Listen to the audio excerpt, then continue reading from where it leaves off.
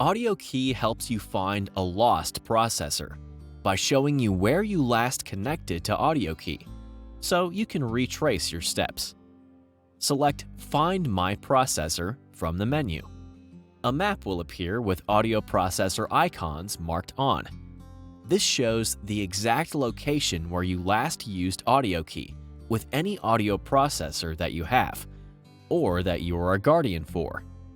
Tap on an audio processor to see which one it is, and when you last connected to it. On the map, the blue dot represents your current location. The closer the blue dot is to the audio processor icon, the closer you are to your audio processor. Once you are very close, for example in the same room as your audio processor, you can turn on the Near Field Search. Please note, the Near Field Search function is not available for all audio processors. Tap the audio processor icon, followed by the red search icon. Move slowly around the room. As you move, the red dots on the scale will light up. The more red dots there are, the closer you are to your audio processor.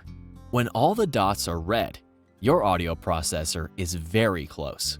Now search around you to find the lost audio processor.